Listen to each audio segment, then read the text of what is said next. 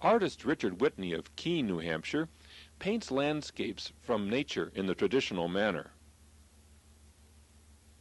Working quickly, he has managed to capture and freeze a glorious moment in time.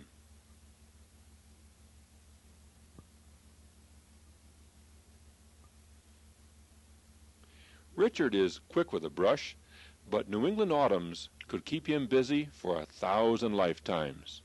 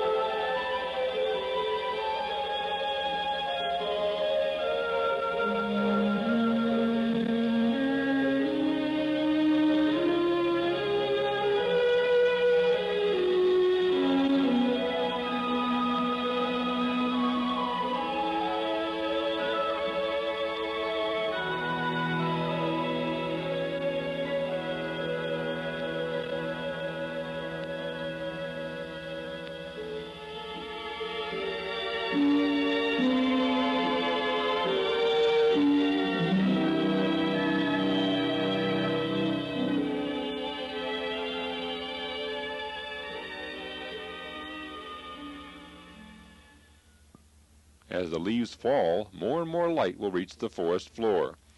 That will be a problem for the pink eyes of this albino gray squirrel. His more normal-colored neighbor, on the other hand, has no problem with the light as he busily searches for acorns.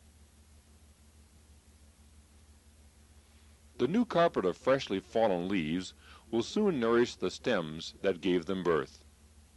But of the thousands that lie here, one or two are of special interest to Robert and Virginia Warfield. The Warfields are an artist couple who live near Jaffrey, New Hampshire. Today they're collecting sample leaves to use as models in their work.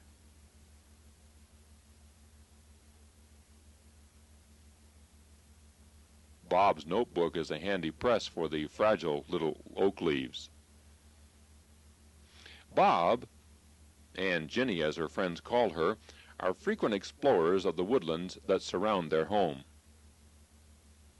The world of nature has long had a hold on them that grows more intense with each passing year. Their property borders on a small lake.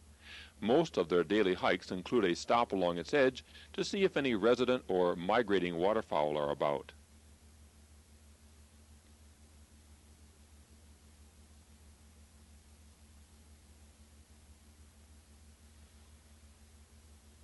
There are no waterfowl today, but a normally nocturnal beaver is busy collecting alders for his stockpile of winter food.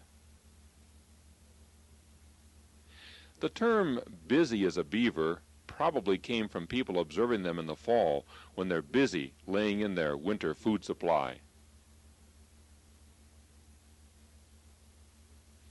The temptation to stay and watch is of course extremely great, but the beaver will be there tomorrow. Bob and Ginny's creative juices are flowing, and they're in a bit of a hurry to get back to the house.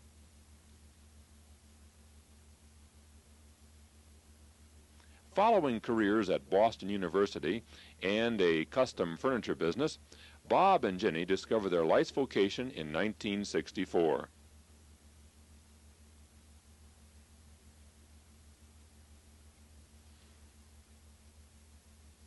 They discovered that vocation in a block of wood, basswood. Bob and Ginny Warfield are numbered among the world's foremost bird carvers. Official retirement age came and went for Bob a few years ago. He barely noticed. His joy is to sit in his small shop and create some of the most beautiful and accurate bird carvings found anywhere in the world.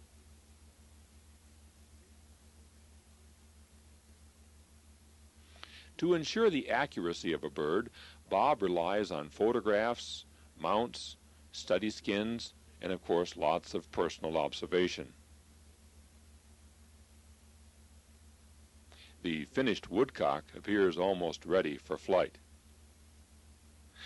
But really, I'm getting a bit ahead of myself.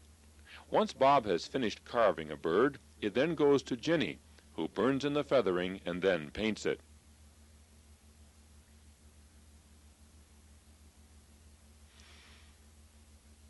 Burning in the individual barbs on each feather gives the bird a much more realistic appearance.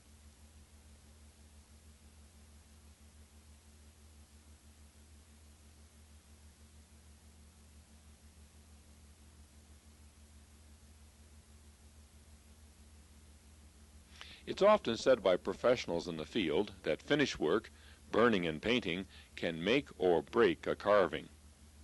I'm sure you'll agree that Ginny does more than just finish Bob's carvings. Her work truly makes them come to life.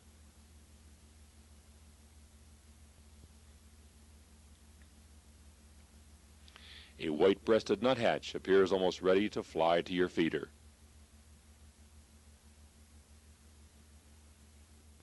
A bald eagle is immobilized in flight.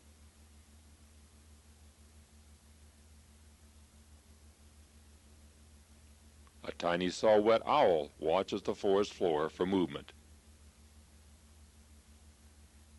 This little chipmunk wasn't about to move. Like me, he was stunned when he saw this gorgeous drumming male ruffed grouse. Now I know I'm biased, but I personally think that this is one of Bob and Ginny's finest pieces.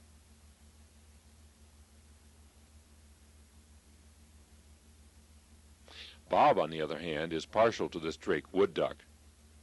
Leaving the Warfields reminds me of another line by Mr. Teal, who said, quote, "No one but a naturalist can know the joy of a new discovery in the wild, and the sadness of having to leave so soon."